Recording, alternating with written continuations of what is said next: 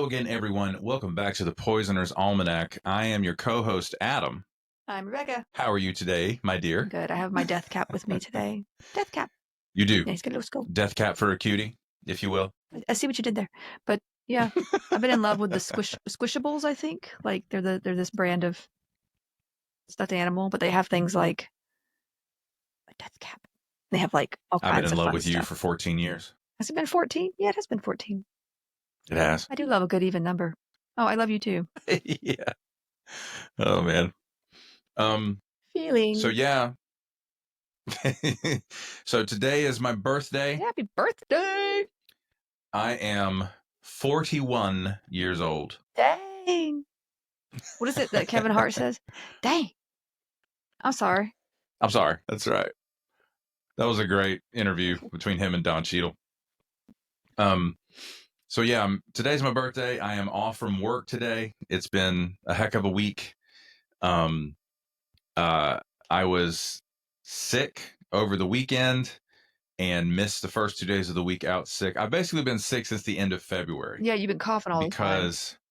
Yes, because I had a cold and I went to an urgent care doctor's office, and they only gave me a steroid.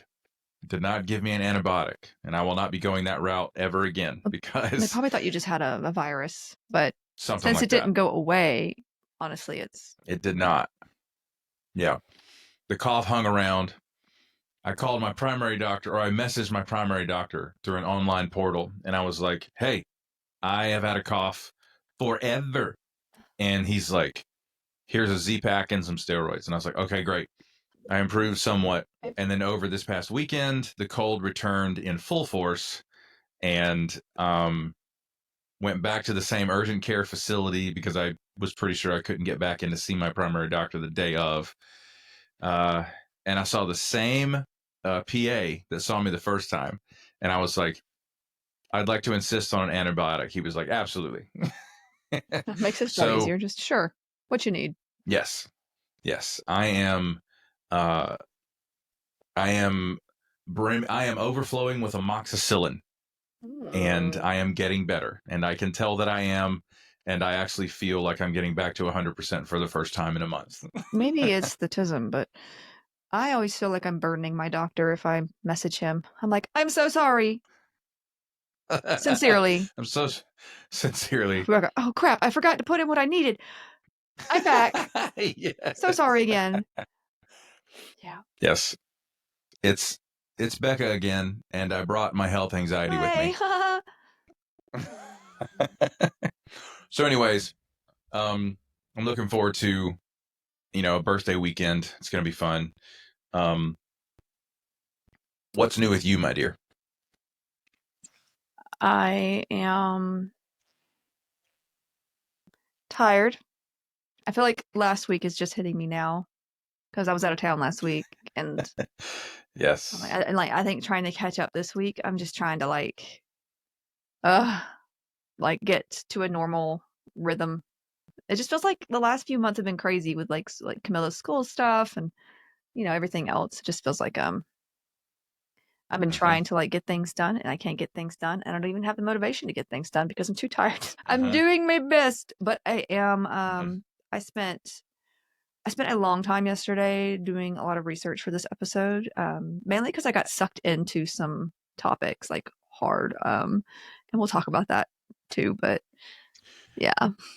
How many words did you end up with? 5,000. Shut up. Okay. Guys, I have to put these guardrails on Becca's research because if left unattended, she will end up with 37,000 words of research for every single episode. And she will also have the compulsion to fit all 37,000 words into a single episode. Well, yeah. And in the physical universe we occupy, it cannot be done. I mean, time is relative, so yeah. That's right. Kind of an illusion. You are completely oblivious to the limitations of human capacity. Speaking of illusions, a square is a rhombus. Oh man, that homework assignment. I tried to help our daughter with this homework assignment, and they're learning geometry. It's like 3rd grade, and this feels like it's so. This just feels so much for 3rd grade to me. I remember doing geometry in like middle school, but it's like, okay, like one question was like, all squares are rhombuses, but not all rhombuses are squares. Which one is true? All squares are rectangles, but not all rectangles are squares. And I'm like, oh my God, I don't care. But but like the whole like all squares are rhombuses or rhombi, if you will. You can use both. I looked it up. Rhombolio. Um, but like then the whole I just made that up. Yeah, but then there's like all squares are also rectangles. So why do we have squares? What's the point of squares? Oh my God. If it's also a rectangle and a rhombus. They'll spend an entire unit on this, but by the time they graduate high school, they still won't know how to do their taxes. Unless we step in and say, by the way. Just write that on your tax form. Just say, all squares are rhombuses. Right. Like I should get just fill in box 1. I should get something for that, right? Instead of your taxable income, just write, all squares are rhombuses. It's like the passcode. You know how you get like codes for like Nintendo? If you just write that in, you get a free pass. Yeah. It's great. You get like extra lives or something. Or will you be taking standard deduction this year? The mitochondria is the powerhouse of the cell. So, yeah, but that's what's new with me. Rhombuses, rhombi, squares. Don't even get me started on parallelograms. I won't. We just, there's no room in the podcast, I tell you. Are there perpendicular grams? Well, those would be squares. Well, no, because you would have to keep drawing the line. I've lost her, chat. Anyway. Story time. I escaped a religious cult 7 years ago. Without going into too much detail here, let me just say it was an extremely difficult journey. My mental health spiraled downhill, and I thankfully had enough presence of mind to seek out a therapist to work through what was going on with me. My therapist helped give me context to all the wild things I had walked away from. He was kind, patient, and guided me through what my new normal might look like. I had never had healthy boundaries in my life. Therapy helped show me that, as a result of being in a cult or a high control group, I had never fully become my own person. It's a shocking thing to learn at the age of 32. I learned how to communicate to the people around me what I was going to do, and more importantly, not do with my time, energy, and resources. BetterHelp is the sponsor of this episode, and they're on a mission to make starting therapy easier. BetterHelp is a platform where therapists and their clients can communicate effectively and get the most out of therapy. There's a journal inside the platform for personal reflection, and there are group sessions on a number of different topics available every day. Starting therapy is easy with BetterHelp. Fill out a questionnaire, and you will match with a therapist in as little as a couple of days. One of the best features of BetterHelp is that if the first therapist doesn't feel like the right fit, you can easily switch to another one until you find someone you really connect with. They carefully make sure therapists on the platform are well qualified, and their customer support team is there to help you if you have any questions. With over 7,000 reviews and a 4.5 rating on Trustpilot, BetterHelp is a platform you can trust. If you're struggling and think you'd benefit from a therapy session, go to betterhelp.com/almanac or choose the Poisoner's Almanac during sign-up and get 10% off your first month of therapy. So that'll bring us to housekeeping for the old podcast. Make sure to follow us on whatever platform you're listening on. Thanks in advance for leaving 5-star reviews. Follow us on social media. We've got links in the show notes. The podcast now has dedicated TikTok, Instagram, and YouTube pages. So be sure to follow us there. We're going to be posting clips and all sorts of fun stuff. If you're listening on your phone, take a screenshot of on your phone and post it to your socials, and please tag us. We would love to reshare that and interact with all of you.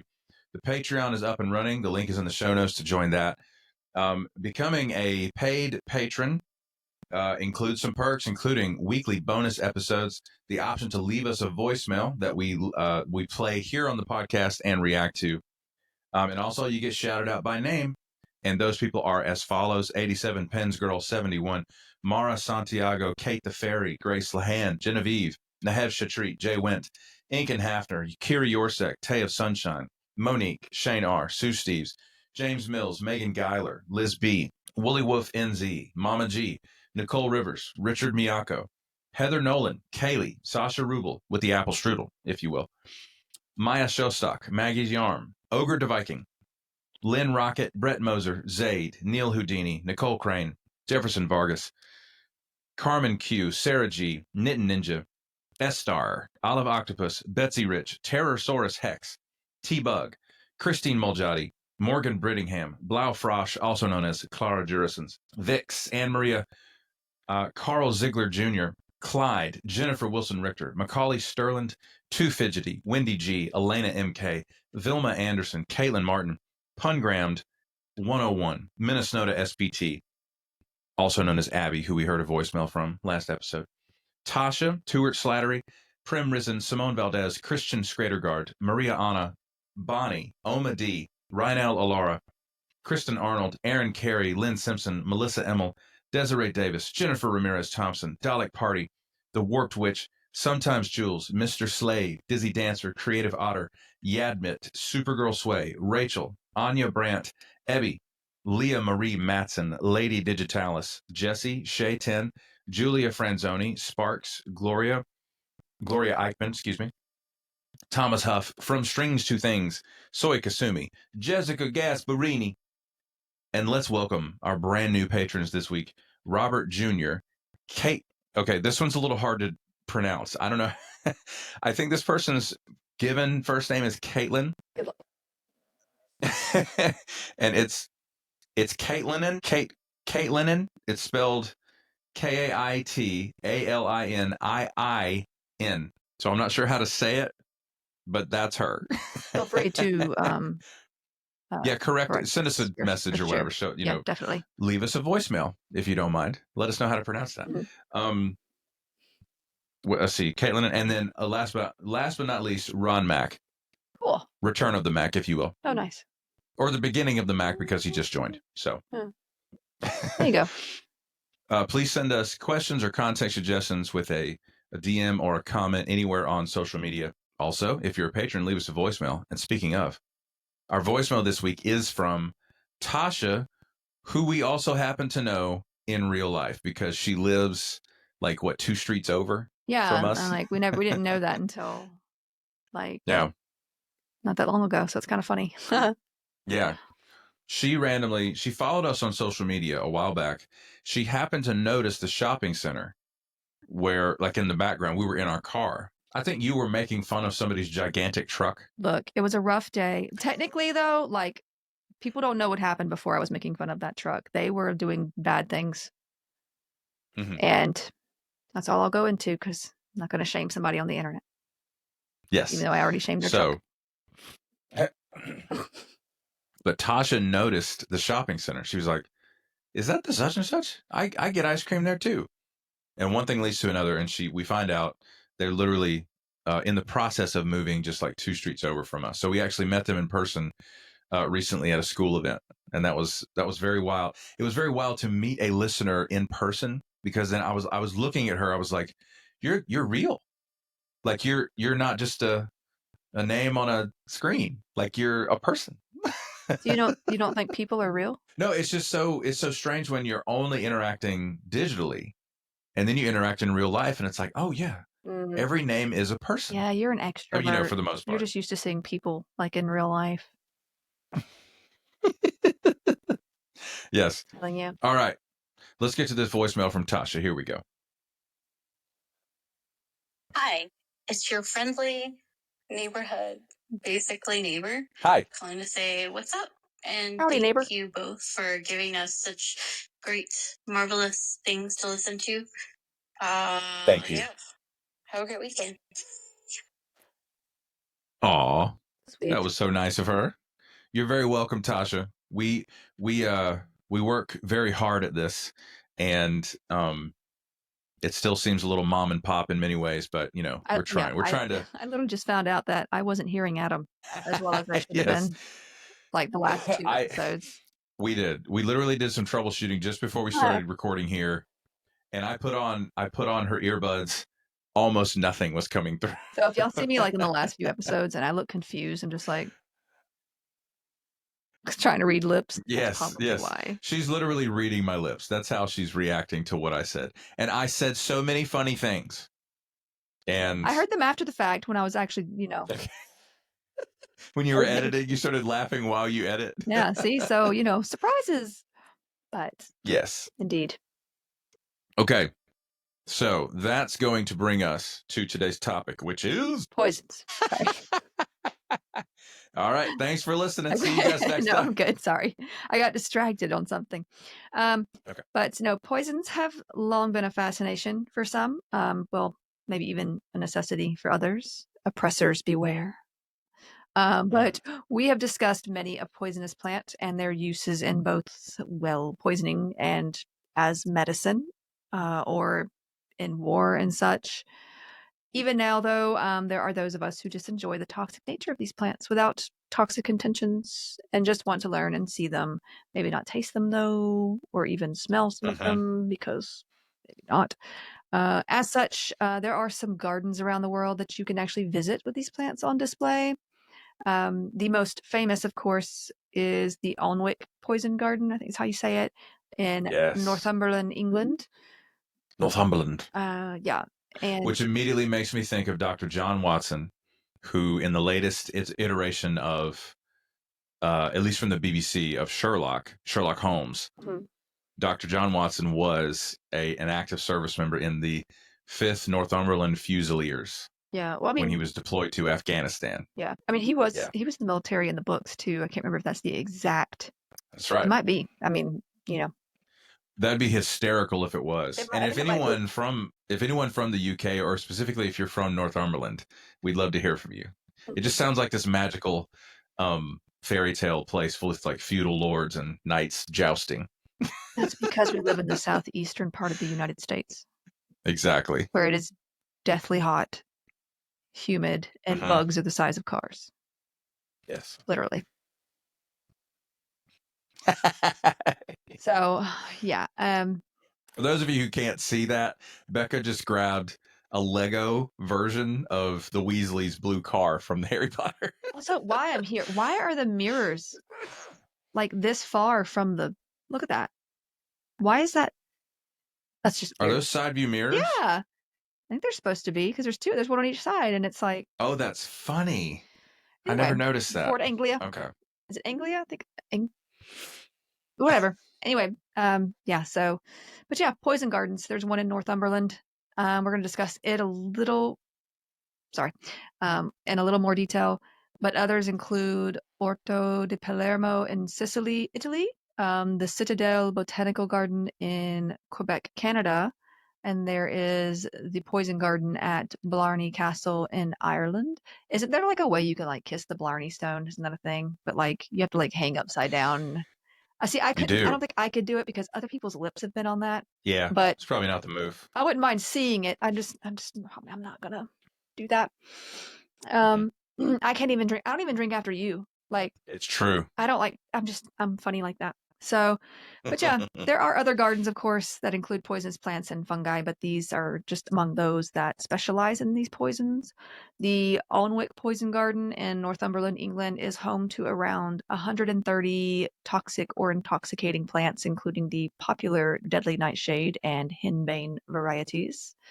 I know we've talked about a lot of the banes, the dog banes, wolf's bane, lots of banes. Bane. Okay, not bane.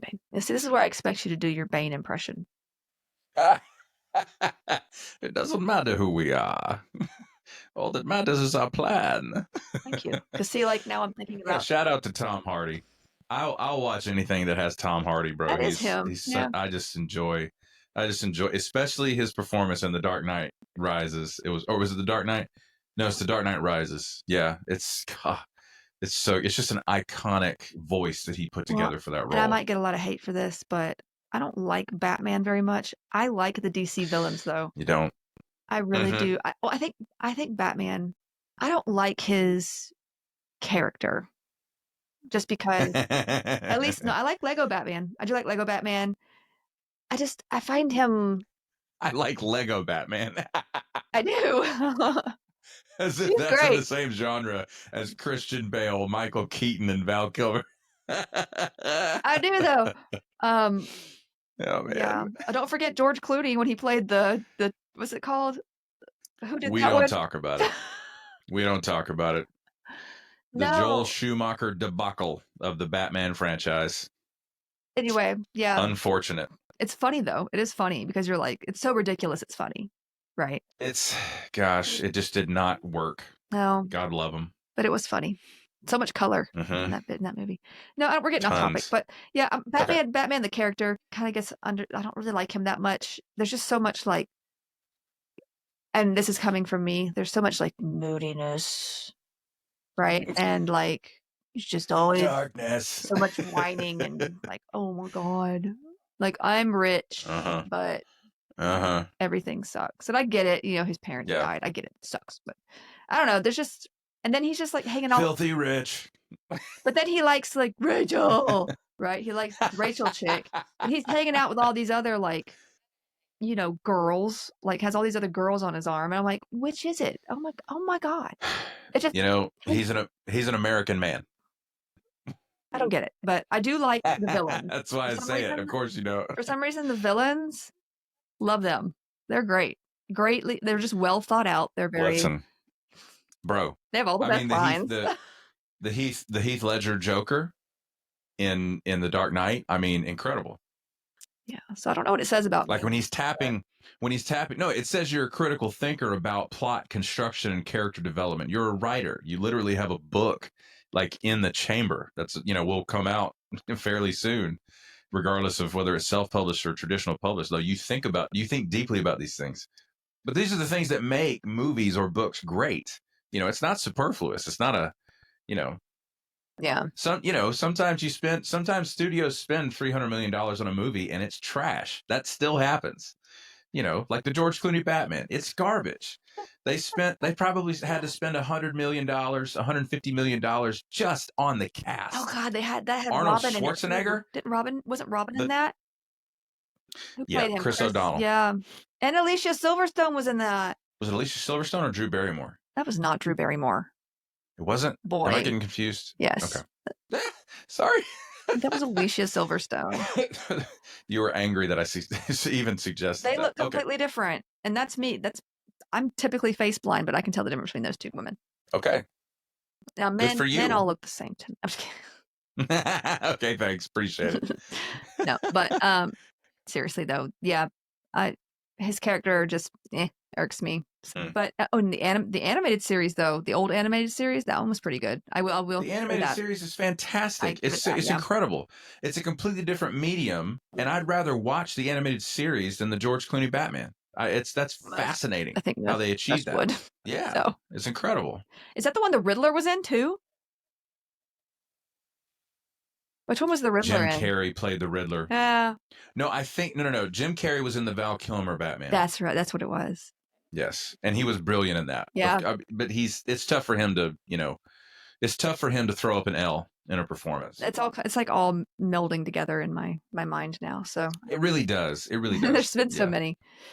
Okay, so yeah, poison gardens, poison ivy. I should be poison ivy for Halloween. I don't have red hair though. Anyway, so yeah. The Alnwick Poison Garden was actually created in 2005 to be a part of the Poison Garden, at least, was to be a part of the already transformed gardens of Alnwick, which were designed in 2001 by the Duchess of Northumberland, she wanted to fix up the land because it was in disrepair before this. So the Duchess of Northumberland, whose fair hand was won in a jousting contest, obviously. Do they still do jousting? I don't know. I have no idea. I hope they do. Yeah. I need the fantasy to hold up. As an American, I need something to believe in. Don't take this from me. I mean, it's 2025. Here we are. So, oh baby, she wanted something unique and educational, and this led to the eventual poison garden there as well. It's also known as the world's deadliest garden and is an educational experience for visitors both interested in these plants, but also for people in general to know the dangers of them. Some plants are actually caged to protect visitors, and only those who work there and are experienced with them are permitted to touch them with proper equipment like gloves, face guards, and even full coverage personal protective equipment in some cases. Yeah.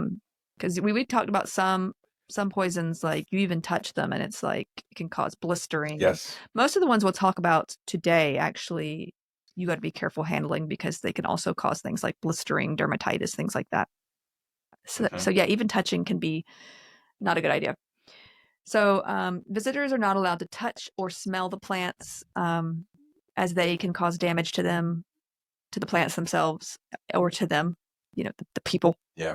So, but some visitors have actually fainted just being around certain species, but some as a result of the stories and effects told by the guides, while others have ignored the no sniffing rule. So maybe don't do that.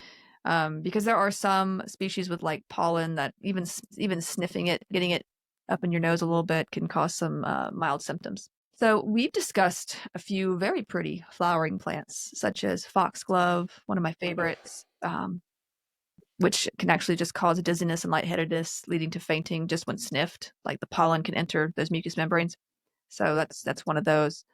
Anyway, you can visit and be led on a tour. They happen like every 30 minutes and include like a maximum of 20 people per tour, likely because of possible rule breakers and for general safety. I mean, like you got to be able to keep up with the people and be like, hey, don't do that.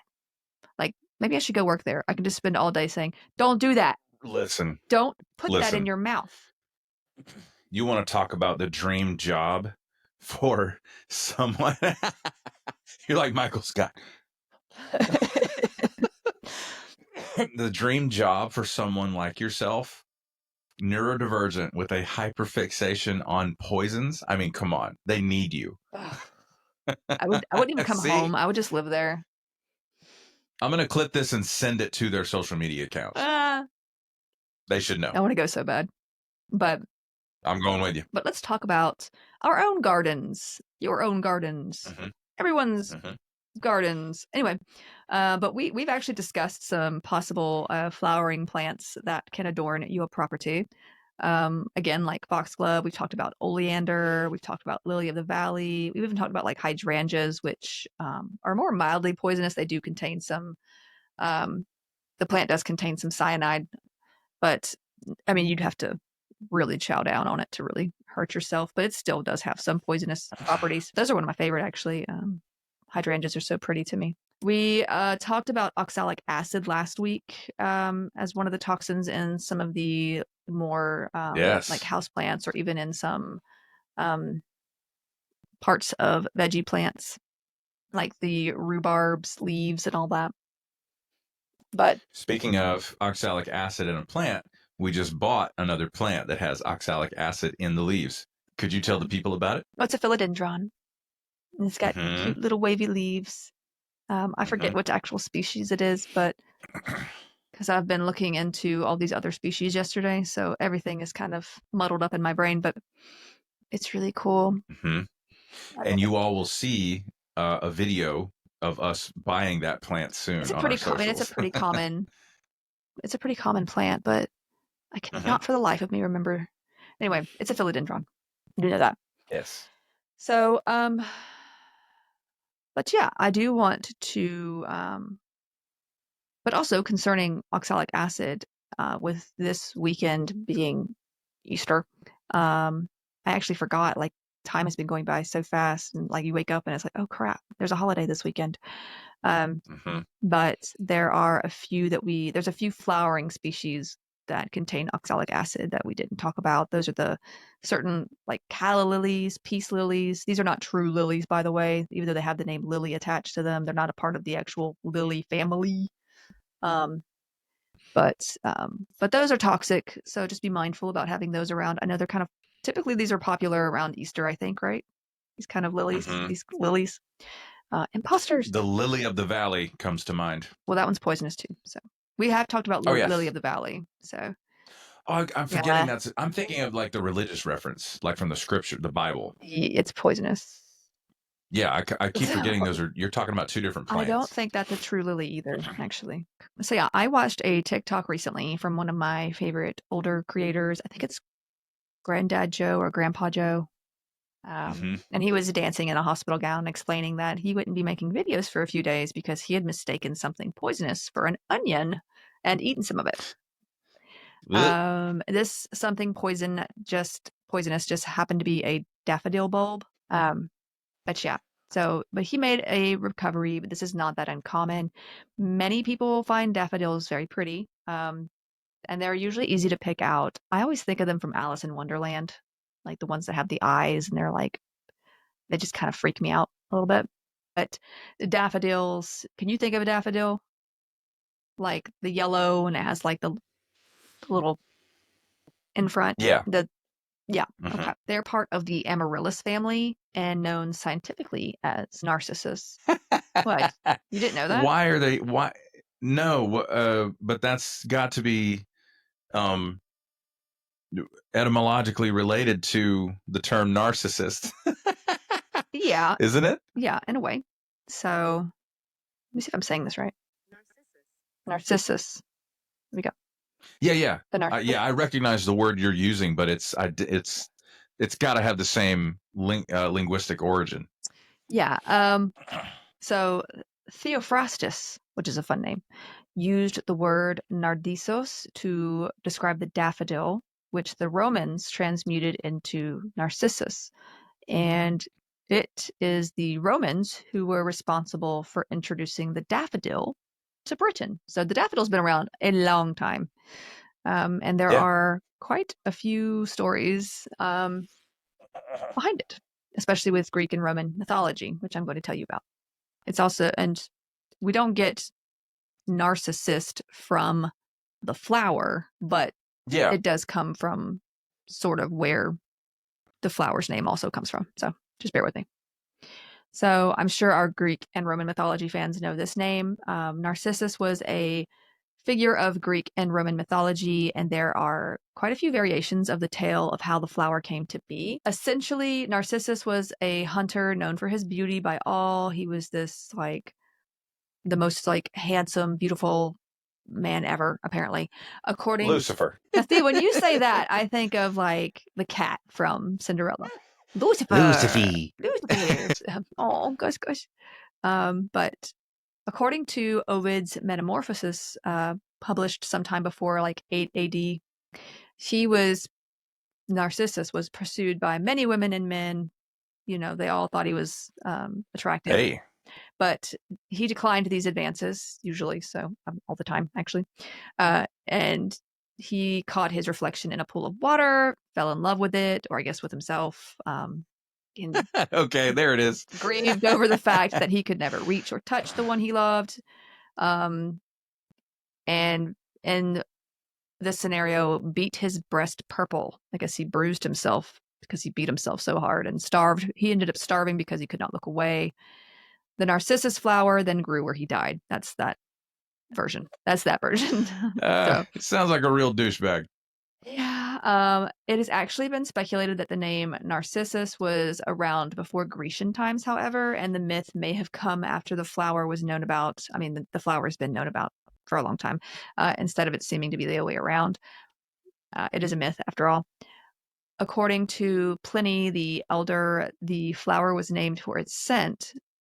Narcissus in Greek is narcissos, which is derived from the word narcissus, meaning numb or stupor, which I guess goes along with the myth, though, because he was kind of he was in this stupor when he saw himself and, whatever. Now, he's in the stupor of self-obsession. Yeah. Now, in some versions, Narcissus was the son of a nymph named Liriope, who was assaulted by the river god, I think it's Cephasus. I think that's how you say his name. We have some people who love Greek mythology. They will correct me, I'm sure, if I am wrong. Yes, please do. Mm-hmm. In another version, he is the son of the lunar goddess Selene and her mortal lover Endymion. Selene, I find this funny because I used to love Sailor Moon growing up, Mm-hmm. And you love it now. Yeah, I know her name was Serenity, but I always think of like when I hear like lunar, I'm like, well, Celine, Serenity. I mean, in the English version, her name was, I think it's Usagi in the other version. Anyway, moving on. Usagi. I'm getting off track. In the former version, Liriope took Narcissus to a seer by the name of Tiresias. Sorry, there's something going on outside. Who has? I heard that too. She. This person has their own story. But so let's not get off track with that because you know me, I will go into deep tales. I do know you. Now, it was foretold that Narcissus would live a long life so long as he did not know himself. So, like, yeah. And he came to know himself when he saw himself in that pool of water and did not live a long life, I guess. Okay. Now, in the tale of Echo and Narcissus, the mountain nymph Echo sees Narcissus and becomes immediately infatuated with him. So she follows him. Now, Echo had been punished by Juno. This is like the Roman version of Hera. Oh, that's funny. You said punished by and I'm like, no, I don't know. Juno. You know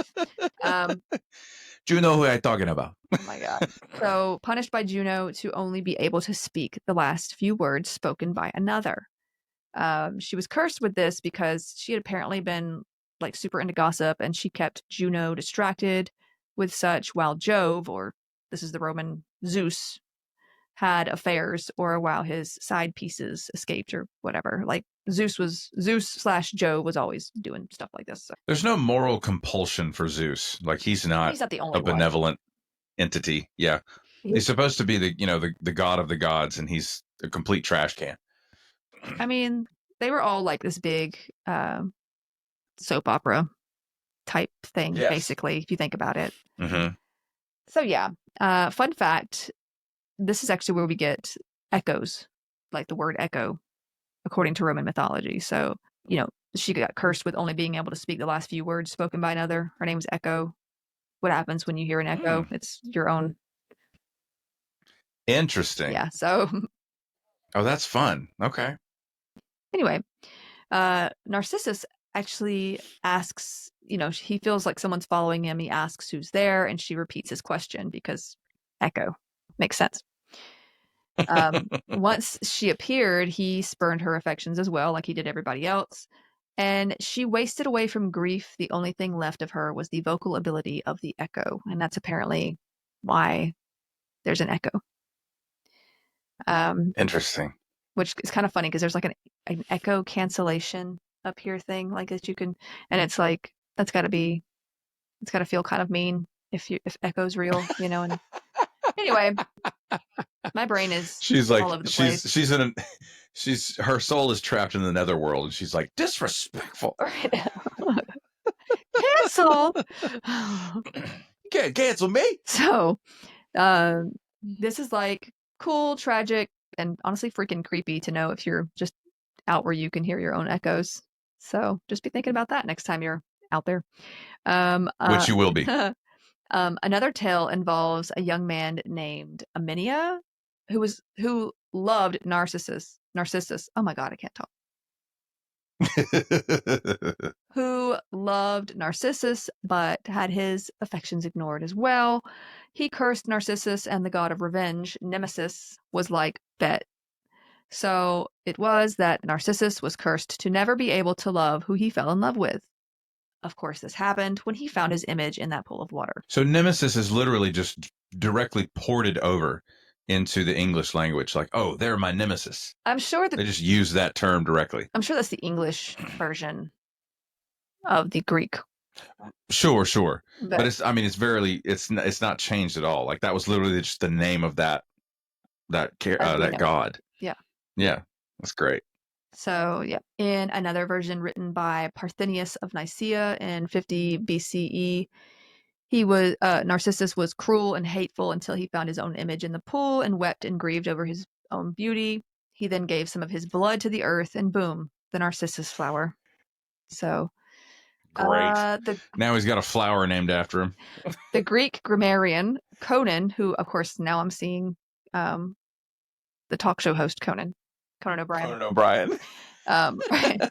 He wrote a version in which Narcissus declines Aminius's affections and gives him a sword. Aminius kills himself with said sword, but not before praying to the gods for revenge on Narcissus.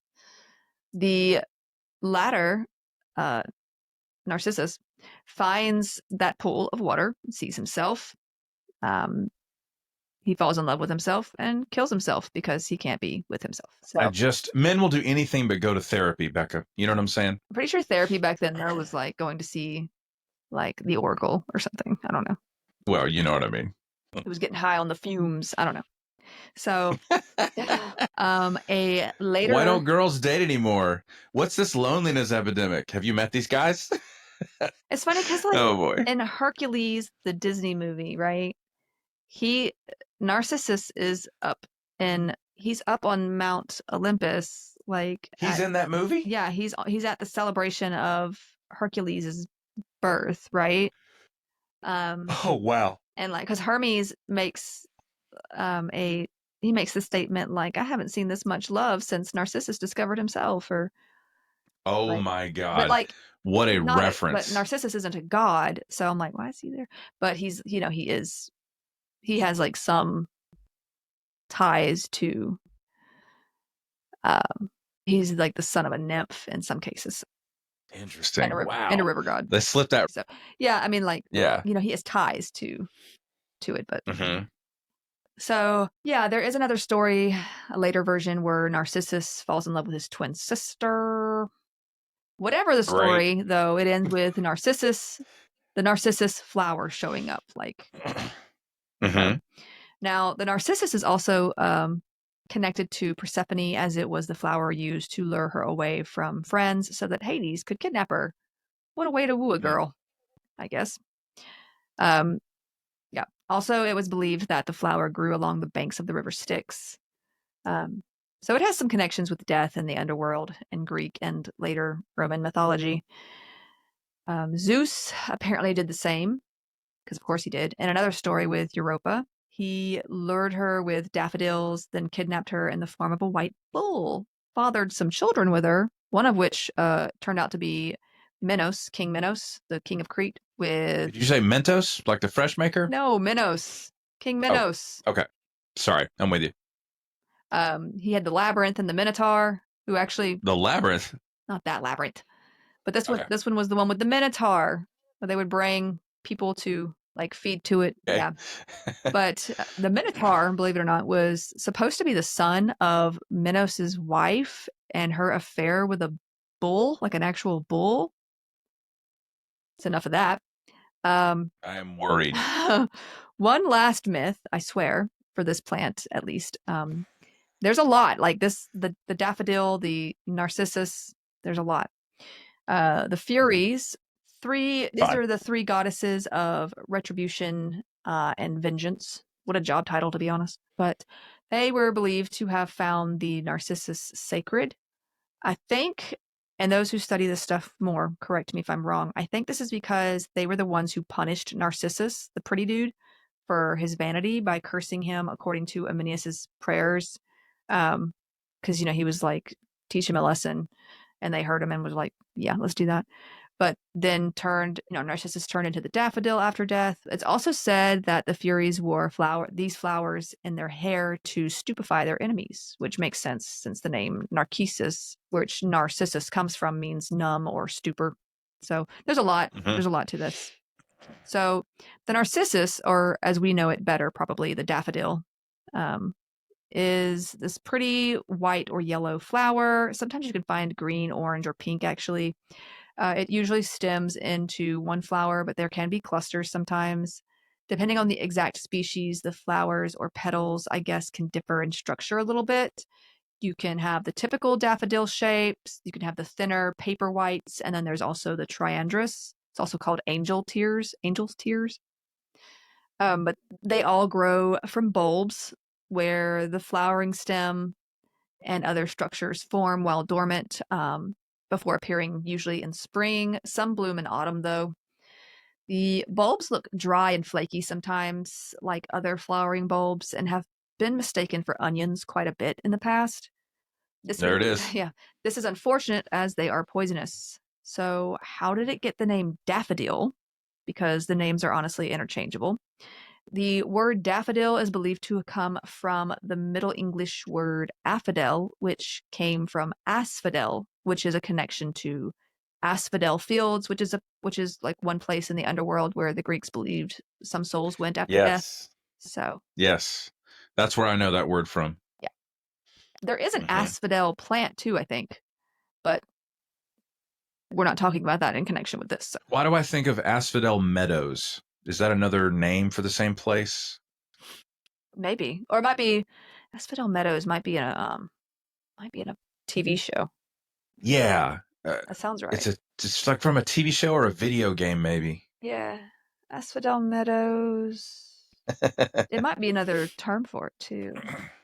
Yeah. Just Asphodel another. Meadows, also known as Asphodel Fields. So Gotcha. I think I've heard it somewhere else too, though, where people probably used it. No, it's in Crescent City. Yes. That's weird. Yeah, I knew it. I knew it. I've seen it there too. Yeah. Sarah J. Maas strikes again. Yeah, I know. I was like, that sounds familiar. Like I've read it or watched it or something too. And I mean, I knew it from mythology, but it was like I've heard it recently.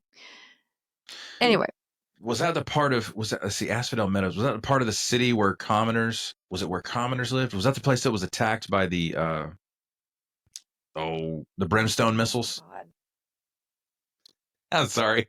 It's been so long since I've actually read the book. All of you Sarah J. Maas readers out there, if you know, you know. Yeah, it's not telling me anything, but it is in there. Gotcha. I knew I'd heard it somewhere. Now I've got to go reread the books. That's going to take me forever, though. Yeah. Those books took me a while to get through. But you were going to do that anyway. They are good books. If you guys like fantasy, I like Crescent City. It's really good. Now, yeah, there is actually an old legend, by the way, that states that like Roman soldiers were given the bulbs of daffodils to carry with them so that if injured, they could either use the sap on wounds to heal, which does not work and actually makes things so much worse. Don't do that. Or to die faster if mortally injured or captured. So, anyway. So the daffodil. So they just poisoned the people who were terminal. I mean, they didn't have like the cyanide capsules, I guess, like you see in those like spy movies or Captain America. Now, the daffodil is in the same family as the amaryllis family. Mentioned that, and the amaryllis is another pretty flowering plant that grows from bulbs. Others in this family include snowdrops or galanthus, the genus name, or the spider lilies, blood lilies, and some others. Just because they're called lilies, these are not true lilies either. They're in the amaryllis family, so they're not actually in the lily family. There's a whole actual lily family called Liliaceae, where you find your Easter lilies and that kind of thing. Actual Easter lilies. Now, some within the amaryllis genus, mainly the Jersey lily, are actually called belladonna lilies. So that's fun.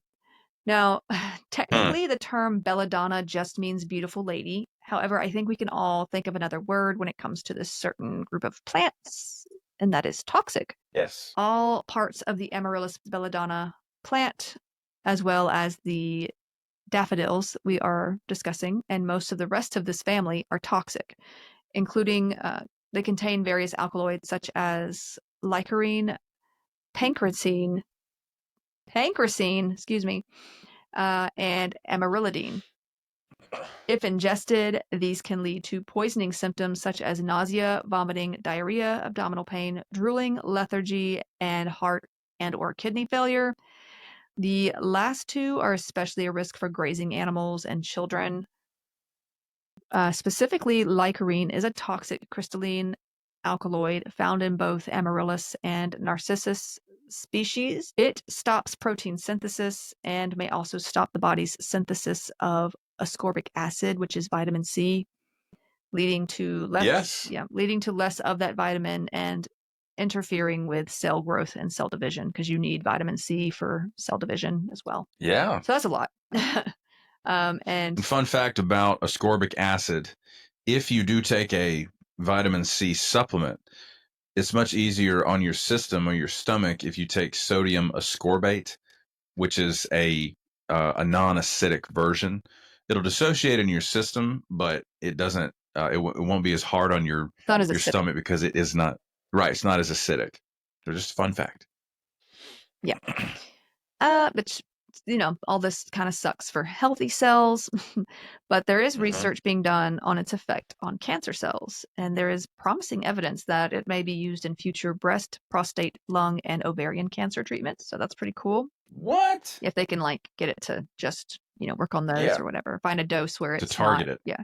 Now there is also evidence that it may be helpful for leukemia patients as well, as it induces apoptosis and stops cell division. So if it can do that with those particular cells, Now, licorine has also shown promise as an antiviral agent, preventing protein synthesis in viruses as well. But it is still toxic when ingested, say, from daffodils. It can cause nausea, vomiting, diarrhea, and convulsions. And in rare cases can cause death even in adults. Severe cases of poisoning are more common in children and in pets. However, the man I talked about at the beginning who ate the daffodil bulb thinking it was an onion, he ended up in the hospital for a bit. That's usually how poisonings occur because, again, they do look like onions. This is another reason why it's important to know your plants and why you should keep even the pretty ones away from your pets and your children, especially if you don't know if they're poisonous or not. If you know they're poisonous, then you know to keep them away. But So because daffodils contain licorine, you will see similar symptoms if the plant itself is ingested. So like excessive salivation, acute abdominal pains, nausea, vomiting, and diarrhea. Then you'll have like neurological problems, cardiac events, including trembling, convulsions, and paralysis with those neurological symptoms. Sorry, Java wants me to do a software update, and I'm like, can you not? Okay. Oh my God. We're kind of busy. Jeez. So, but yeah. Oh, and death may result if large. Is also a symptom. If large enough quantities are consumed. So, also the bulbs carry a poison we discussed last episode, oxalic acid or calcium oxalate crystals. And Oxalic acid strikes again. It should be known that different species do differ in their levels of toxicity. For instance, poet's narcissus is more toxic than wild daffodil. So a little poetic justice for those who may have used it in the past, maybe. I don't know. Okay, that was a stretch, but for some species, the stem may be more poisonous than the bulb, and this is a defense mechanism for the plant to discourage grazers and pests. It doesn't want to be eaten, I guess. It can even kill or stop growth in other plants if nearby. So like placing cut daffodils in a vase of water with other flowers will likely kill the others quicker. This mechanism against other plants can be seen in the wild as well because the amounts of licorine in the leaves of some plants in this family, like spider lilies, for instance, they're high enough that when the leaves fall and hit the ground, they introduce this licorine, which will stop the germination of other competing plants near it. So it's pretty, what does it the kids say? Slay. Do the kids still say that? I don't know. Who knows? They might be saying something else at this point. If the kids in the chat would let us know. They're probably like, oh my God, so cringe. That's whack, yo. That's going back. That's going back right there. So there is also a kind of allergic dermatitis known among gardeners as daffodil's itch. Basically, for some, exposure of the plant to the skin, usually the hands, can cause dryness, scaling, fissures, redness, and also the thickening of the skin, like just underneath the nails. There is no specific antidote to licorine poisoning, so treatment of such is basically supportive care as it passes. In severe cases, such as with the ingestion of large amounts, treatment may include activated carbon and laxatives to basically either absorb or pass that toxin quicker. Some other examples of poisoning, besides my buddy on TikTok, though, include some school children in Suffolk? Yes. Suffolk, England. They don't pronounce that L. Wrong. Yeah, no, they in the UK they don't pronounce the L, and neither do the people who are from, say, Norfolk, Virginia. Norfolk. I had a college baseball teammate that was from Norfolk, and he just said Norfolk. There was no emphasis on the L at all. So Suffolk, England. Mm-hmm. I just feel like sometimes you ever say a word and you're like, is that right? I don't know if that's right or not. Oh, yes. Worcestershire. No, don't even get me started on that. I'm not even going to try that. Worcestershire. No, it's not that. I do know it's not that. It's what, like, I will say that in my brain, though, because that's the way I spell it out, but it's not. I know it's not that. So, but yeah, these kids were working on a school project back in 2009. These were like 9 and 10-year-olds tasked with making a soup from the vegetables in their garden. I think it was like a school run garden. I'm just guessing. So they thought they were adding onions, but there was one rogue daffodil bulb that was sort of made its way in there. Another reason why you probably shouldn't plant daffodils next to edible things like onions. Yeah. After eating the soup, the students were sick with nausea, vomiting, abdominal pain. 12 of these students had to go to the hospital because their symptoms were more severe, but they all did recover quickly, thankfully, and learned a lesson they likely did not intend to. And that was just because of like one bulb in a soup. So it's not a fun situation. Okay. In 2012 in Bristol, England, there was a similar case, but in a market where some cut daffodils had been placed near onions or chives. A customer assumed the daffodils were as edible as the onions, so they used them as such. 10 people had to go to the hospital for treatment of poisoning, and thankfully these recovered as well. So don't put daffodils or anything like that right next to edible goodies, So in a rare fatal case, a woman in Japan died after eating daffodils that her family believed were onions. According to the Japanese Ministry of Health, Labor, and Welfare, there were actually 195 cases of accidental daffodil poisonings in Japan between 2009 and 2019. Another substance found in daffodils is galantamine. And this one's interesting because it's actually found use in the medical side of things for Alzheimer's patients and other diagnoses that involve cognitive dysfunction or decline. It's not without side effects, but it has found some use in helping that. So if they can how does that work? They can isolate that substance and use it. It's you told me I only had 5,000 words, so I didn't go as deep into that. Okay. Because it wasn't poison, but it's pretty cool to know about. Right. Galantamine. Of course, yeah, but that's one of those naturally occurring, medicinal, substances. Okay, very cool. Now, I went through a lot of Greek and Roman mythology earlier concerning this flower, but there are some other cultures who have put meaning to it. In the Western world, it is typically thought of as representing vanity, which makes sense because of the, mythology. While in the East, it's actually more a symbol of good fortune.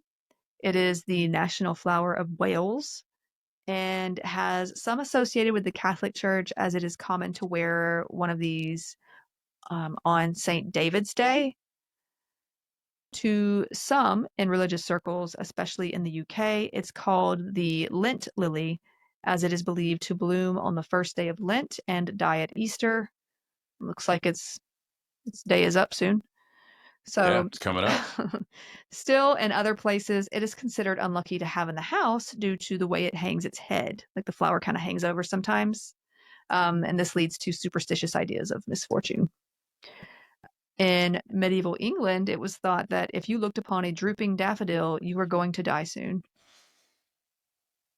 Well, I mean, it was the medieval period, so death was pretty common. Yeah, and there's probably some practical reasons that lore developed, but they probably never connected that. Oh, by the way, they died because they ate the daffodil bulb. Well, I mean, they gazed upon it, so. But yeah, it could have been like a lesson in don't go near them, but honestly, like if you're in the medieval period, everyone around you has, the plague and nothing's going right. You're just like, oh, the sweet release of death. So a little morbid humor there, but still the medieval period was pretty rough, I think, at some points for sure. Still, this could come from the ideas found in Greek mythology. They were used at grave sites in ancient Greece, and as well. They were connected with the underworld. So in Persian Islamic culture, these flowers are likened to eyes, sometimes the eyes of a mistress, and are popular as they are referenced by the Prophet Muhammad as feeding the soul. He talks about them being food for the soul. So, yeah, pretty interesting. It was a common traditional medicine of the past, used as far back as the Greeks and into medieval periods, into the medieval period. I like how there's more than one now. Did your computer decide that there are No, multiple medieval no, periods? my brain just took that and went with it. Awesome. Are we in another medieval period? No. And maybe sometime after the medieval period in some places. But the main uses early on were as topical ointments on crushed parts, like on obvious tumors that they could see, like, or other areas where cancers were suspected. Of course, we know what we know as cancer now, they believed was caused by like too much black bile concerning the humors. So, Creature, that's enough of your bile. other uses include the application to wounds, strains, painful joints, and various local ailments as an ailment called narcissimum. I mentioned earlier that it really doesn't help wounds. It can make things worse, actually. Powdered flowers have also been used in medicines or as a purgative, like to vomit, a decongestant, and for the relief of dysentery. These are things they use them for. I'm not saying they helped. Mm-hmm. So the French used the flowers as an antispasmodic. So the Arabs used the oil for baldness and as an aphrodisiac. In the 18th century, there was an Irish doctor or herbalist that recommended pounding the roots in honey for use on burns, bruises, dislocations, and freckles, and for drawing out thorns and splinters. So it's been used for a lot of things. I don't believe it's really worked all that well for most of those, but here we are. Now, there are other bulb plants that are poisonous as well, including the hyacinths and tulips. The gladiolus plants are too, I think. I have some of those planted in my yard. But these are different families. Hyacinths are a part of the Asparagaceae, and they do contain licorine and oxalic acid. The name actually comes from a flower described by Homer. The Homer Simpson from the TV show The Simpsons. No, the poet and orator. By the way, Hyacinth was the first name of the main character in that brilliant British TV comedy, Keeping Up Appearances. That lady, Hyacinth Bouquet, and everybody called her Mrs. Bucket because they mispronounced her last name. Yeah. Well, she was hysterical. This actually, this described by Homer, who explained that it came from the blood of a young man named Hyacinthus, who was killed by Zephyrus, the god of the west wind, out of jealousy of his love for Apollo. But Zephyrus, maybe? It's a zephyr. A nice spring zephyr. Zephyrus. Interesting. Yeah. Tulips are a part of the Liliaceae family. So these are like in the lily family. They contain the glycosides tulipicide A and tulipalin A. I know that. Don't worry. I'm not going to be tested on any of these. But these are mainly in the bulbs. The plant is toxic to pets and can cause allergic reactions in people. It can cause like contact dermatitis of the hands, which some refer to as tulip fingers. Now the bulbs are not considered fingers. The bulbs are not considered edible and can cause poisoning and sickness in humans. Symptoms of such poisoning can include nausea, vomiting, diarrhea, drooling, lethargy, and sometimes elevated heart rate and trouble breathing. However, during the Dutch famine of 1944 to 1945, caused by Nazi German occupation of the area, of course, tulip bulbs were eaten out of desperation. Doctors provided recipes to make foods like without the toxins in it. It was an awful situation, and between 18,000 and 22,000 people starved to death because of this whole situation. Interesting note, though. Audrey Hepburn lived through this experience with her family. Her mother and grandfather, I think, actually, at that time, they would actually make flour from tulip bulbs to bake cakes and such with. Like she actually talked about this. Her childhood was pretty interesting, actually. She was born into this aristocratic situation because her mother was a baroness, and she had good education and such. But her parents were also collecting money at one point for the British Union of Fascists. And her father was Oh like, my God. yeah, her father was like totally into Hitler at the time. They even met privately. Brother. They even met privately with him once. But after her parents divorced, her mother moved with her to the Netherlands and separated ties with the fascist peeps after her brother, Audrey's uncle, was killed by Nazis, I believe. So, yeah, sounds like a crazy childhood. Wow. Audrey would go on. I didn't know any of that about her. Yeah, she would go on to be a part of the resistance to the Nazi Party. And after the war, of course, she had a great dancing and acting career. Yes. So that's crazy. Yeah, I went down a whole like just crazy. Oh, is that where you rabbit went? hole of stuff with that, dude? All right, so death camas. I mean, it has death in the name, so we got to talk about it. Toxicoscordion venenosum is the scientific name, and it's not much better.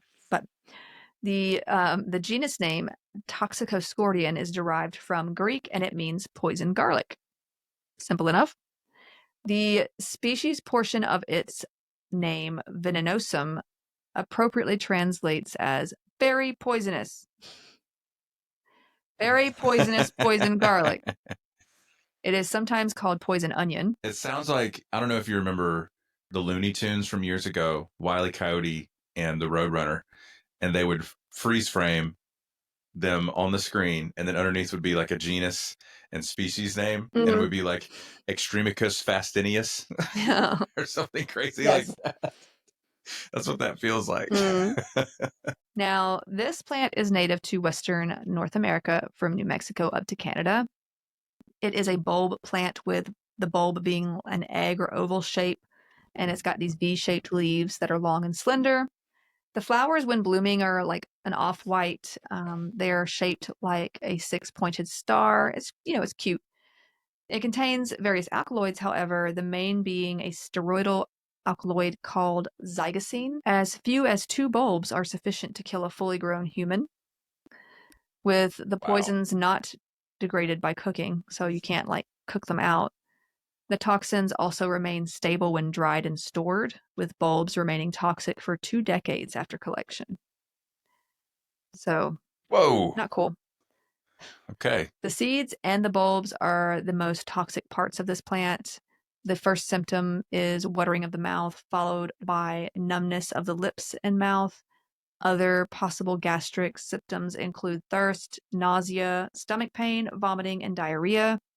Circulatory, nervous, and muscular symptoms may include a headache, muscular weakness, confusion, slow and or irregular heartbeat, low blood pressure, below normal temperatures, difficulty breathing, convulsions, or coma. There's a lot of symptoms in this one. Also death. Yeah. In severe cases, coma is followed by death. Yeah. Nailed it. The onset of symptoms ranges like from 1 to 8 hours after consumption, so it can happen pretty quickly. Now, a number of edible bulb species have been mistaken for death camas, including blue camas, wild onions, and the Mariposa lily. A survivor of poisoning said of his experience, "My mouth got tingly, and later the sensation moved down my throat." Not a good sign. Not a good sign. But it's also deadly to livestock, especially affecting sheep. I'm not sure if they just eat it more or what. But the nectar is also poisonous and can only be tolerated by the death camas mining bee. That's pretty cool. It has been hypothesized that eating the nectar actually makes the bee poisonous to predators. So, like, it's a defense mechanism, I guess. It's like that's brilliant. Been like able to adapt to that. Wow. So let's move on to another seemingly sweet flower, buttercups. Even the name sounds like, aw, right? But buttercups are commonly found throughout North America. Like there's like, I think 20 out of the 200 species here anyway. The plant grows best in wet soils. It can thrive in heavy clay and damp sand or gravel, as well as pastures. Buttercups kind of inhabit woody areas, marshes, ditch banks, and swampy meadows. It's kind of weed, really. And maybe it is, I mean, yeah. It is rarely encountered on light, well-drained soil. So it's good to know. But most flowers show up between April and August and are bright yellow with a waxy appearance, though some can be red, orange, or white with yellow centers. They can kind of take over, like if you let them. So it's kind of important to deal with the issue, especially if you have animals, because buttercups are toxic to humans and animals alike. Humans are rarely poisoned because apparently these taste horrible. Most people don't just pick them up and eat them, thankfully. They can also cause your mouth to blister. If it's ingested past this, they can cause symptoms like pain, swelling, and blistering in the mouth and throat, which could possibly, excessive salivation, nausea, vomiting, abdominal pain, dizziness, spasms, and bloody diarrhea because it causes blistering throughout the entire GI tract if it makes it down there. Now, this is caused by the glycoside ranunculin, and it breaks down to glucose and the toxin protoaneminin when chewed or crushed. And it's that protoaneminin that causes the blistering. Now, severe cases may occur in livestock, like with cattle and sheep, and in horses and pigs and other animals that just kind of graze on it, really. They will often eat it when there's nothing else to graze on and it's just there, so you kind of have to like get rid of it if you see it. In severe cases, you may see seizures, paralysis, and even death. If it is in hay, it's actually no longer dangerous, though, because it's been like dried up. So there's that, I guess.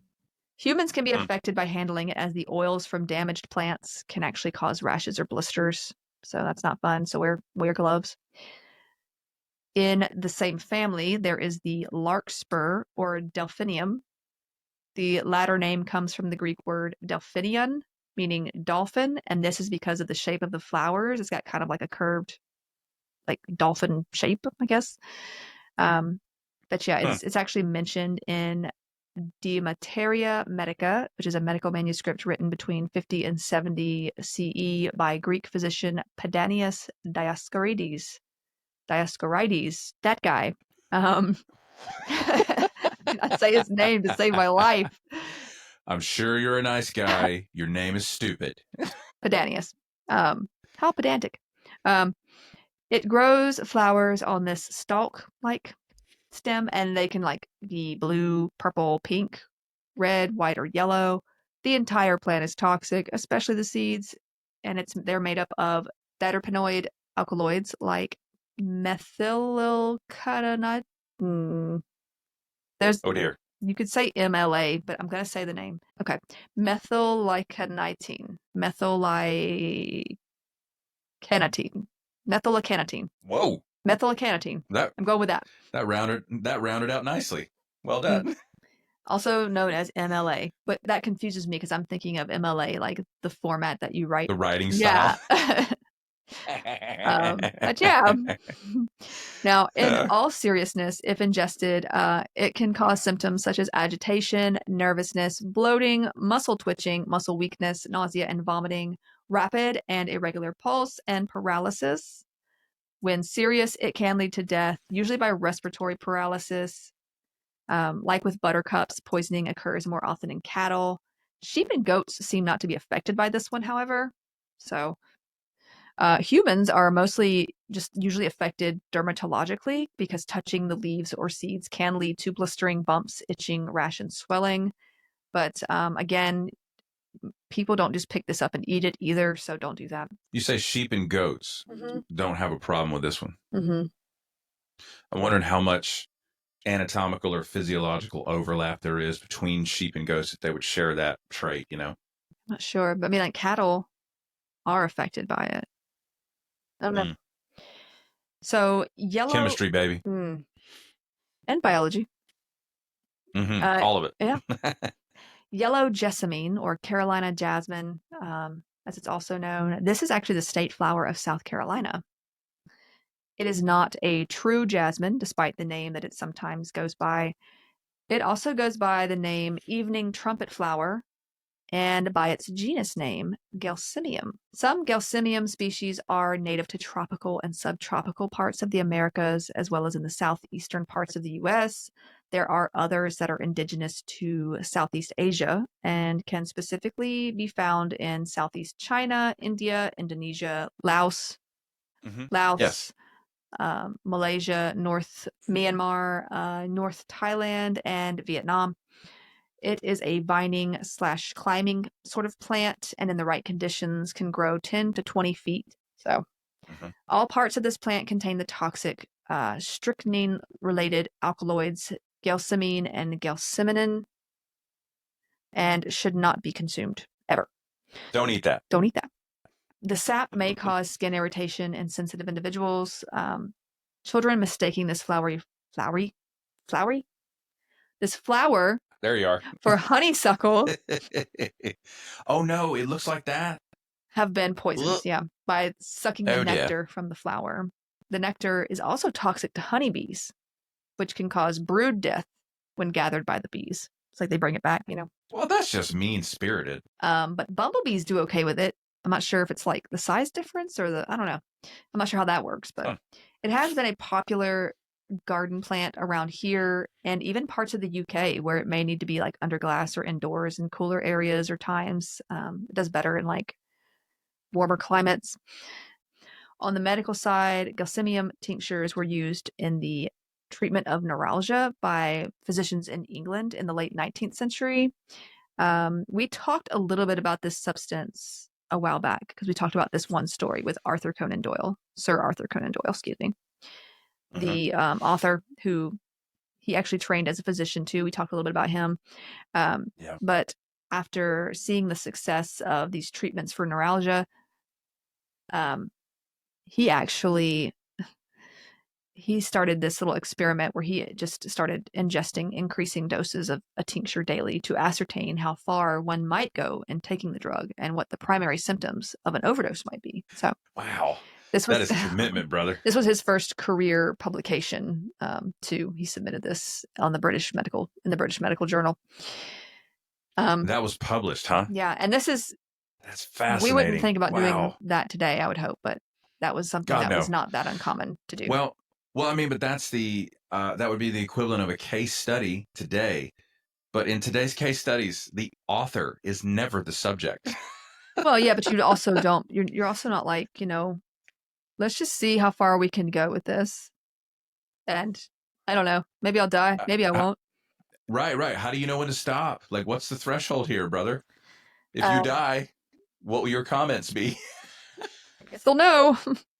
Yeah.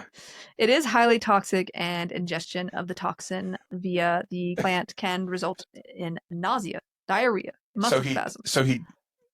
So he dies, and then they ask, "Oh no, what was the lethal dose?" And they're like, "He didn't say actually." So now we don't know. I imagine he would have written something down. Hopefully he wrote it down. Yeah. Anyways. Yeah. So you have like loss of involuntary muscle control. Like I said, this is similar to strychnine. So at higher doses, you'll have vision impairment or blindness, various neurological impairments, paralysis, and death via respiratory arrest can occur. It can kill humans and livestock alike fairly quickly, as early as like 30 minutes after ingestion to some hours later, depending on whether treatment has been provided, how much you've taken. There is no antidote. That. Great. Now, gastric lavage may be performed if done within an hour of ingestion.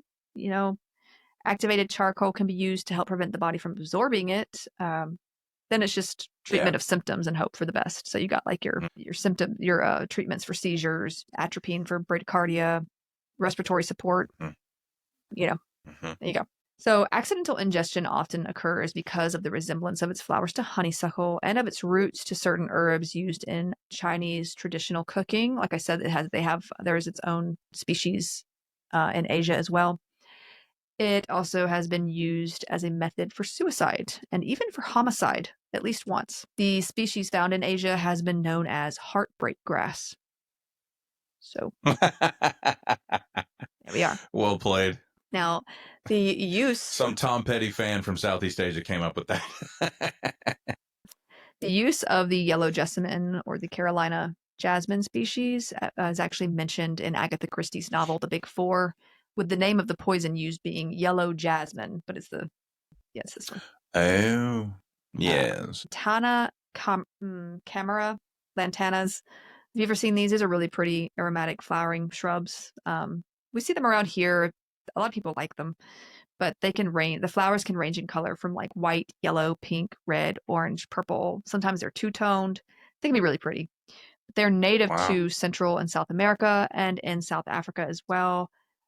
It's actually grown in a lot of places around the world now. Like I said, it's pretty popular, but it's considered to be invasive now in Florida, Texas, and Australia, parts of Australia. So, but when it fruits, they are like clustered and shiny and round, and they range in color from green when unripe. These are like these little berries, to this deep blue/black berry when ripe. All parts of this plant are poisonous, especially the berries and roots. Now, the toxins include various lantidines. These are pentacyclic triterpenoids. So these are like liver toxins, essentially, among other things. So obviously these can cause liver failure. The plant is especially toxic to grazing animals. It can cause a variety of illnesses and even death when eaten by horses, sheep, goats, and other grazing animals. And remember, I'm pretty sure like horses, there's other animals that can't either, but I'm pretty sure horses can't vomit, so they don't really have a way of getting it out either once they eat it. Right. Now, vomiting, jaundice, hepatitis, and hematuria, which is blood in your urine, may occur. A large dose of the leaves will kill a full-sized animal over the course of several days. While the ripe berries are potentially edible, the unripe green berries can be fatal, and there is no antidote. It can be deadly for humans as well, especially children who may be attracted to the berries. So watch your kids around plants, please. But in June of 1961, a 2.5-year-old girl from Tampa, Florida, collapsed and died within 2 hours of becoming ill after she and some other children had been eating green berries from a lantana bush. Her autopsy indicated that she had had a large quantity of chewed berries in her small intestine. The other children that were eating from the bush were found as well. One was treated for poisoning by gastric lavage as he was experiencing some symptoms of nausea, vomiting, and abdominal pain. Several berries were found in his stomach after, they brought everything up, but they were like whole. They weren't crushed as much. So that actually helped him. But there were also 17 cases in the early 1960s, or so around this time, of lantana berry poisoning from accidental ingestion by children, and treatment was gastric lavage and supportive care because there's no like antidote. So it's been relatively common, I suppose, especially in places where it's probably invasive. Okay, we're almost done, I swear. Wisteria. Sorry. Anytime I hear something that sounds like hysteria, I have to sing it like that. So, yes. Which reminds me, do you remember the Aqua Teen Hunger Force show? Yes. And they had love it. Of course, they had the this wasn't Foreigner, but they had the Foreigner belt. Remember the Foreigner belt? Oh my god! They put on, and what an incredible episode! They did the Foreigner songs, and like cool things would happen. Oh my god! It'd be cool if they had and one. Foreigner is one of my favorite bands ever. One of the best bands ever in the history of music, in my opinion. But like, such a funny episode. It's like a wrestling championship belt with the letter F in the middle. And every time they say a Foreigner song title, it radiates this magical power. Yeah. I think they got it from the Moonanites, maybe. I can't remember now. Yes, they did. It was the Moonanites. Oh my god. I loved that show so much. But it'd be cool if they had one for Def Leppard as well. Isn't that who sings Hysteria? Yes, that's the title of one of their the most famous album they put out. I could see like there being a belt for Def Leppard too, because you could do the songs like Hysteria. You could do maybe not pour some sugar on me. That'd be a little bit gross. But, yeah. That's right. Yeah. Anyway, I'm sorry. I'm moving on, but fun stuff. You're not sorry, and you shouldn't be. You're right. Now, wisteria is originally found in parts of Asia and the US. This plant is kind of everywhere now. Most people know what it is. It's those woody vining or climbing plants you see on trees and structures with those pretty purple clustery flowers hanging down like grapes. Mm-hmm. It's really nice looking. It is. When it's, yeah. Don't eat it, but yeah. Mm-mm. Now they can be white or pink too. The flowers can be so. Now, what you may not see until closer inspection is the flat seed pods that contain like 3 to 5 seeds each. The seed pod and the seeds are considered the most toxic parts of this plant, but all parts contain toxic lectins and the saponin wisterin, which is toxic if ingested. And it can cause dizziness, confusion, speech problems, nausea, vomiting, stomach pains, diarrhea, and collapse. Death.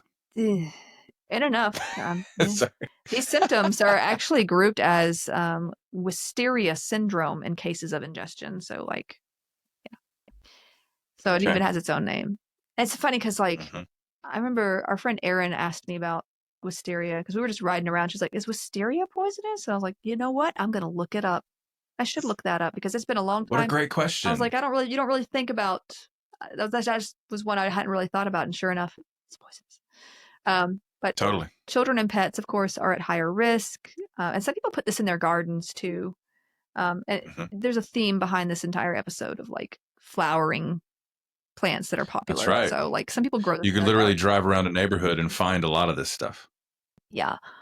So, but yeah, while not common, as little as 2 seeds can seriously affect adults. So just don't do that.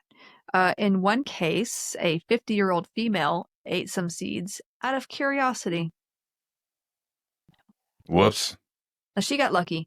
She became sick with a headache, gastroenteritis, bloody vomiting, dizziness, confusion, diaphoresis, which is a fancy word for sweating a lot, and compulsive shouting of Def Leppard lyrics, the usual. And a syncopal episode, meaning she, she fainted. So she continued to feel tired and complained of being dizzy 5 to 7 days after the ingestion. I guess she didn't go see anybody about this. Of course, she probably lives in America, and healthcare is expensive. Oh my God! Which is why you shouldn't eat random things out of curiosity. Jesus, what better explanation than she's American? Well, because you don't go see a doctor. It's like, well, it's probably because it's too expensive. So, but yes. She's lucky it didn't get worse than that. At least I don't think it did. It wouldn't show me any more of the story. So it was reporting on the story and then giving it was a scientific paper, and I was just like, tell me. Oh, okay. Right? They didn't fully summarize. Yeah, I mean, unless I wanted to pay $65 to go in and absolutely more. Not. Which I wouldn't have even known if they even had more to the story. It could have just been more of the scientific.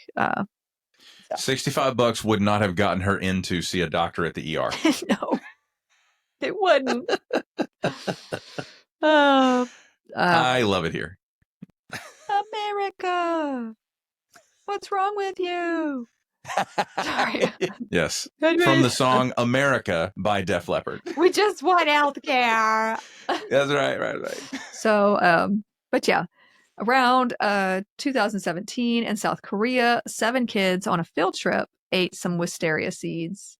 Well, 6 of them ate half a seed, and then the other one ate a whole seed. I don't know if they were competing or what. I don't know.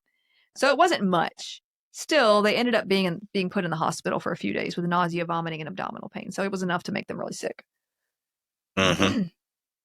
Another sort of woody, but this is a shrub, not a viney plant, is Daphne. Who's the shrub? These are woody shrubs that bloom between March and May with white, yellow, dark, or light pink funnel-shaped flowers, which then develop into intensely red, yellow, or black berries between July and August.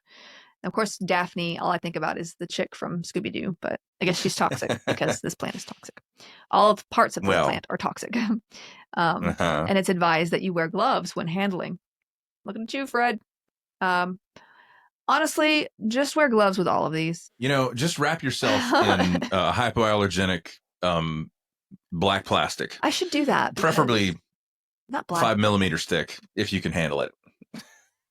Because I feel like it would get hot, but Never leave your house. You'll be fine. sweet. Just kidding. I'm allergic to like all the things anyway. Our grass, I'm allergic to it. Cool. Which is great. But yeah, one active compound is the glycoside daphnin. Some species have been shown to contain a further toxin known as mesarine. The symptoms of ingestion include burning sensations and lesions of the mouth and upper digestive tract, gastroenteritis and diarrhea, and in some severe cases, damage to the kidneys, specifically nephritis, irregular heart rhythm, and coma. Symptoms tend to vary by size and age, and I feel like that's kind of typical, but in young children, like toddlers, these symptoms are mainly vomiting and hypercatharsis after taking 2 parts of the plant orally. When more parts are eaten, it will mostly cause death. Other children mostly experience vomiting when the fruits are taken orally.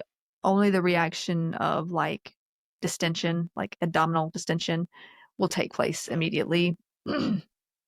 For adults, only 12 or more berries are needed for a cause of death. After oral intake, the body immediately starts vomiting. Furthermore, narcotic-like signs show up, like, small pupils, shallow breathing, unresponsiveness, sluggishness, and confusion. Obviously, it is poisonous to other animals as well, except for birds. Birds get away with a lot. Just saying. That's Cycads. okay. They're like the sago palm, which you probably saw one just yesterday, I think, right? I did. I saw that at a patient's home, and she gave me a seed, by the way, which I still need to show you. No, I'm going to plant that. You should. Sago palms are pretty. There are others in this grouping, in this family, but I'm just talking about sago palms at the moment because we see them a lot around here. They're very common around here. They're actually native to southern Japan, but a lot of people use them as ornamental plants here. Mm-hmm. They're these cute, short little palms. They kind of look like a palm tree that fell into a hole and you can only see the top. Kind of. Yes. So, but all plants, wow. All parts of this plant are toxic. However, the seeds contain the highest level of the toxin cycasin. Cycasin causes gastrointestinal irritation and in high enough doses can lead to liver failure. Other toxins include neurotoxic amino acids. There's also another toxin they haven't quite identified just yet that can cause hind limb paralysis in cattle, which is pretty bad. It can really mess Just the hind limbs? You can really mess them up, yeah. That's fascinating. They end up not being able to get up and stuff. Mm-hmm. It is highly toxic to animals and humans, but pets tend to find the plant tasty for some reason. So if you have pets, or children too, I mean, you want to make sure they can't like get to it to eat it. You don't typically see humans eating this, but it has happened before, so just be aware. Symptoms can appear within 12 hours of ingestion and may include vomiting, diarrhea, weakness, seizures, and liver failure, which you would probably see first with jaundice, ascites, where you get like that bloating of the stomach, but it's like fluid filling up in that area. Yeah. The ASPCA Animal Poison Control Center estimates a fatality rate of 50 to 75% when ingestion of the sago palm is involved for like animals. So that's okay. Yeah, it's just very important to know that. Now, if any quantity of the plant is ingested, a poison control center or doctor should be contacted immediately. Effects of ingestion can include permanent internal damage and death. So symptoms include death. Yeah, just don't be eating stuff and keep them away from kids and pets. Mm-hmm. But in New Guinea, the plant is actually used to make a starch for cooking with, but they use a process to remove the toxins, or the majority of the toxins at least. So like the flesh, seeds, and roots of any cycad, really, sago palm included, are basically dried and ground into a fine powder before being submerged in boiling water. The water is then allowed to drain, leaching out the toxic materials while leaving the starch behind. Sounds like a lot of work. But the extracted starch is then alternately dried and pounded further until this fine powder is obtained. They're just trying to get rid of all the toxins. However, consumption of non-processed cycad seeds has been implicated in the outbreak of Parkinson's disease, like neurological disorders in Guam and other locations in the Pacific. They're still studying this, and they're also trying to see if perhaps like the starch, like eating it over time, is also causing some of this neurological symptoms, because it may be that there's still some level of toxin in them. Yeah. So they're looking into Great that. question. It's kind of crazy. All right, last thing, I swear. And this is really a recap, to be honest, because we've actually talked a little bit about this before. Azaleas and azaleas, which are rhododendrons. So rhododendrons, azaleas. These are, I just wanted to recap on these because azaleas are really popular here. They're everywhere. Yes. They're that flowering bush that I feel like every house has at least one somewhere. That's But right. they contain andromedotoxins. I just want to say Andromeda, but andromedotoxins or granotoxins is what you could also call it. So it's in the leaves and the nectar, including honey that can be made from the nectar. Bees are actually deliberately fed on the nectar from these plants in some parts of Turkey to produce this mind-altering, potentially medicinal, and sometimes lethal honey known as mad honey. I don't know if you remember. Get out of here. We watched that. We watched that movie. It was supposed to be a Poirot movie, like that was kind of loosely based on, I think, the Halloween Party book that Agatha Christie wrote. It was where he was in that like haunted place in Italy. Yes, the haunted townhouse in Venice. A haunting in Venice. Something like that. Yeah. Yes. I'm not going to give anything away, but there is some mention of this particular toxin.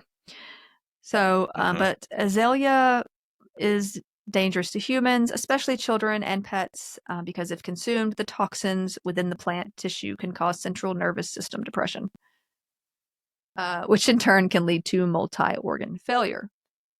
Now, you actually have to be over there munching on it and stuff, but symptoms can include vomiting, diarrhea, seizures, laryngeal swelling, so just a little throat swelling there, and heart rhythm disturbances, which can lead to complete cardiac arrest and therefore death. Now, acute kidney failure. Symptoms include death. Yes. Acute kidney failure can also occur. It does take a good amount of leaves, like I said, to seriously poison a child, but you should still monitor pets and kids and stuff around these kind of plants. But another plant with granotoxins is the mountain laurel. It's poisonous to several animals as well, like horses, goats, cattle, deer, monkeys, and humans, because it has those granotoxins as well. Well, nobody cares about monkeys anyway, so I don't care about that. Actually, monkeys freak me out. I mean, I care about them as I care about them as species. I just don't want to be near them because I've heard horror stories. Oh, yeah. But yeah. So they also have that issue, and they can actually produce a toxic honey as well, or the bees that the nectar can, you know what I mean? So, and this can actually produce neurotoxic and gastrointestinal symptoms if enough is eaten. So, yeah, mad honey, all that fun stuff. There, see, I did it, and we're not even at 2 hours. So, and I'm going to be editing it. And it's not going to be that long. I had to talk about popular flowers, and because like lots of people love their flower gardens, and I just want to make sure that nobody dies or becomes seriously ill. God. So, all right. I knew you were going to fuss at me. Oh yeah. So. That's going to do it for this episode. Ladies and gentlemen, thank you all so much for listening and watching, and we will see you in the next one. Bye. I lied.